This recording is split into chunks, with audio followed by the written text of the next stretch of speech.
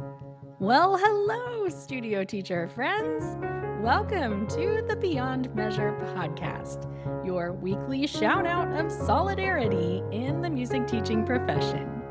My name is Christina Whitlock. I am your host and self appointed anytime piano teacher friend.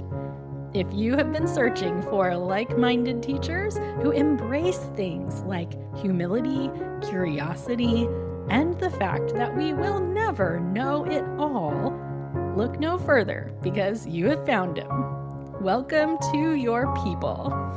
Seriously, some of the best teachers from around the globe have rallied around this show, and we're so glad you're here with us today. So, without further delay, let's get on with the show.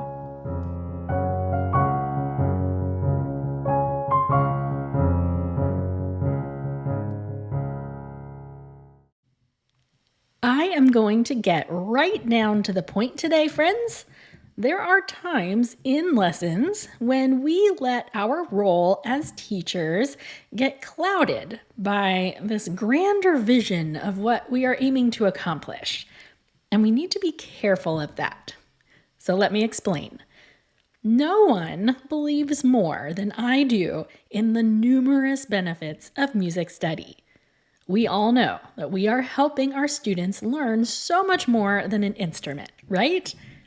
In their lessons, our students are learning communication skills, analytical skills, emotional expression, stick-to-itiveness, focus, fine motor skills, empathy, self-worth, cause and effect relationships, trust, how to listen, how to rebound from disappointments.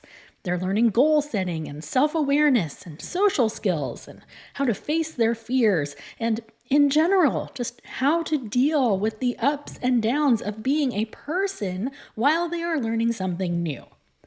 Humility, play, connection, exploration, it's all there in music study, right? And I find myself hyper aware of these benefits because it gives me a sense of purpose in my life.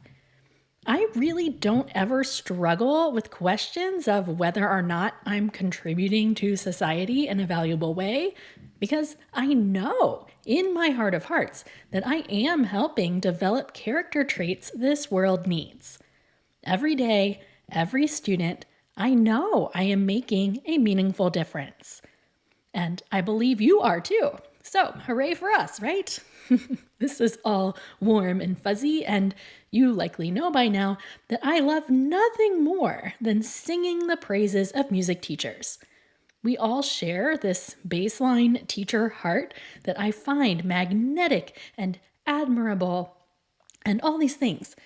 But it's dawned on me recently how guilty I can be of focusing so much on my perspective, all these benefits that I know I'm bringing to this equation, and I can end up missing how different of a perspective my students and their families have. Because here's the truth, our students aren't coming to us for all of those things. They are there to learn their instrument.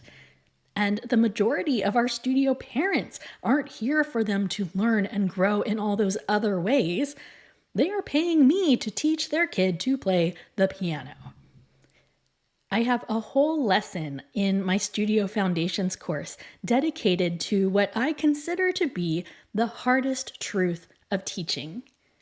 To me, the hardest truth of our work is learning to accept the fact that we are more committed to the lesson process than our students are. That sounds cynical, but it is the nature of the beast. You see your students as music students. That label generally defines your entire relationship, right? Like, I see Johnny, my piano student. My whole perspective of Johnny centers around his piano study. On the other hand, Johnny defines himself by all kinds of things. Coming to see me every week is one very small part of his overall sense of self.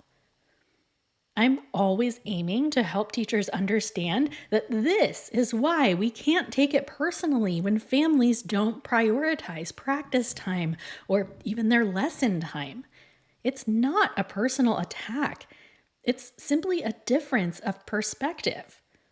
When when we build our careers around people, it's only natural that they are going to take up more space in our brains than you will in theirs. So, there are all kinds of ways this can and should impact our approach to lessons. We've talked about lots of these before on the show, but it's really on my heart today to remind you that of all the students and families involved in your studio, of course, you are the one who takes this the most seriously. You are the one who knows what's at stake. You are the one who understands that pesky notion of potential that I spoke about back in episode 159. You know the value of discipline that you are trying to develop in your students. You know how much music study can benefit your students throughout their lives, and you are the one who knows the life skills that they are developing right before your very eyes every week. Your students and their studio families don't know all of those things. And to be frank, they don't care about most of those things. They are coming to you to learn one specific skill. And all the while, we get the bird's eye view of all the other stuff. Lucky us. Most of the time, our students will recognize it years later, but we may never know if they figured it out or not.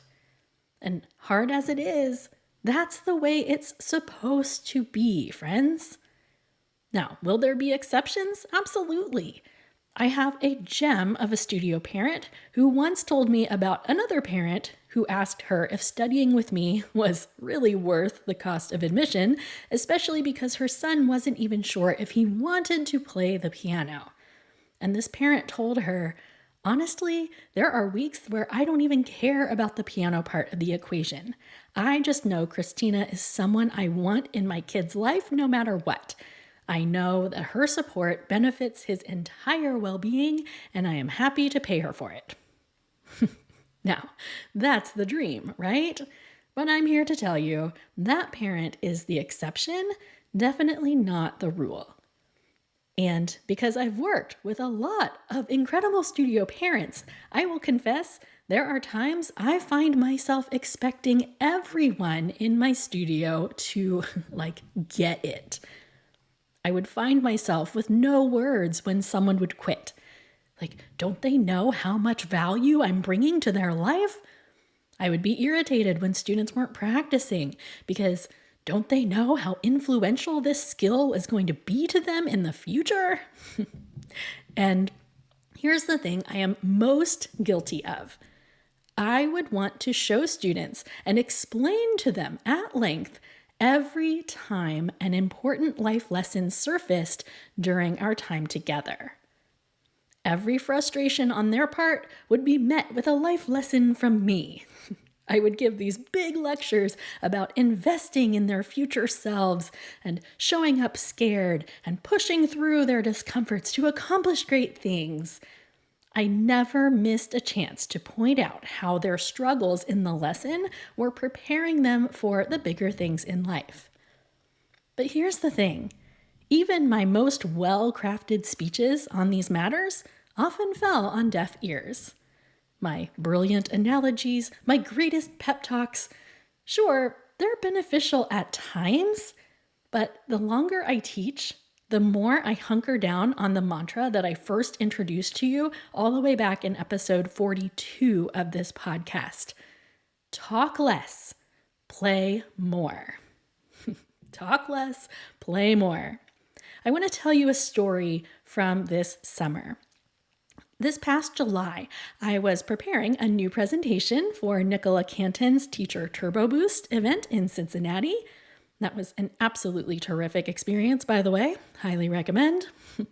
My talk was titled The Secret Lives of Quiet Students: Strategies for Teaching the Timid. I had a really good time putting that session together, in part because I conducted some deep interviews with some of the quietest students I know. One of those ultra quiet students happens to be my oldest daughter. At one point, I asked her what she prefers teachers do in moments of struggle, and her answer really surprised me. Essentially, she told me she didn't want to sit and have a conversation about her struggles, or what lessons she could learn from the situation, or how everyone experiences this kind of thing, or whatever. Those conversations are torturous for her. Very simply, she says in those moments, she just wants to get back to work. Her exact words were, "If I wanted to talk to a therapist, I would go to my therapist." She went on to say that if she found herself getting frustrated in math class, the solution wasn't a grandiose pep talk from her math teacher. It was focusing on the work, figuring out the math. And that's how she wants to get over tough moments. And, friends, I was so convicted on that point.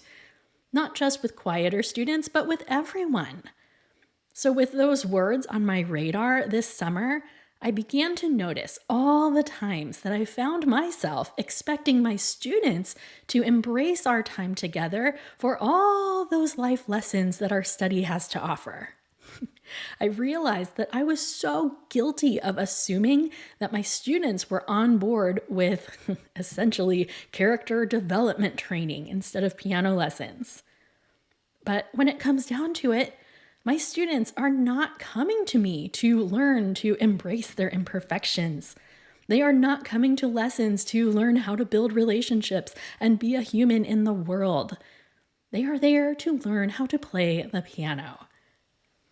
Now, I may be in this career for a whole host of reasons, and I may find my truest purpose in all of those additional benefits that come with piano study. But I am never going to get the chance to contribute to their character development unless my student feels progress in their piano skills. And the best way to accomplish that is to keep playing. I've said it a million times on this show, and I'll just say it again. Talk less, play more. It's not that we can't take occasional opportunities to talk to our students about the big picture stuff. Of course, we should take occasional moments to include those things. But I'm learning that since my biggest draws to this profession are the aspects related to human development, I need to remind myself that not everyone has signed up for that. Some parents and some students are knowledgeable enough to recognize it, but we need to be careful not to turn everything into a giant life lesson. Talk less, play more, right? And the best part is, all those additional benefits will still be at play, whether I talk about them or not. There are so many aspects of teaching you just have to trust are going to blossom later down the line. Sometimes we're blessed with students who come back to us as adults or late teens, and they tell us how much they learned from us. Those are really great moments. But the truth is, all we can do is to keep investing in our students, trusting that the life lessons we are modeling will sink in at the right time for them. It doesn't matter if we get the credit or not, because if we're going to be satisfied in this profession, we have to be able to sleep at night knowing that a job well done is its own reward. And with that, my friends, I want to offer up a closing toast today. But first, if this idea of accepting that you are more committed to the lesson experience than your students, if that felt like a revelation, I would love to invite you to check out the Studio Foundations course. It's a collection of teacher truths that came almost entirely of my own experience rather than anything I learned in a pedagogy class. It's designed for teachers of any instrument or voice type, and you can learn more about that at christinawhitlock.com/foundations. There are a few previous episodes that tie really well in today's conversation, and I will be linking them in the show notes for today's episode, which you can find all of those episodes and more at christinawhitlock.com/episode 183. All right, that's that. And now let's find the nearest glass and raise it with me now. Studio music teacher friends from all around the world. Today we are reminded of the importance of looking beyond our own perspectives. May we remember that our students' experience and their parents' experiences are all quite different from our own. We all know things they do not know. And to be fair, they know things we don't know. The beauty of embracing symbiotic relationships in the studio is the fact that we all get to grow together. So let's recommit ourselves to the idea of talking less and playing more, knowing that these big picture life lessons are going to impact our students, whether we point them out at every opportunity or not. Cheers to the delicate balance of music and life, my friends. Hear, hear. All right, friends, that's a wrap on episode 183 of the Beyond Measure podcast. Don't forget to check out the complete show notes for today's episode, including a transcript, links to related episodes, as well as information on the Studio Foundations course. All that and more is yours at christinawhitlock.com/episode 183. Let's go forth and make the most of this week, shall we? Onward and upward as we embrace the wealth of perspectives contained in our studios.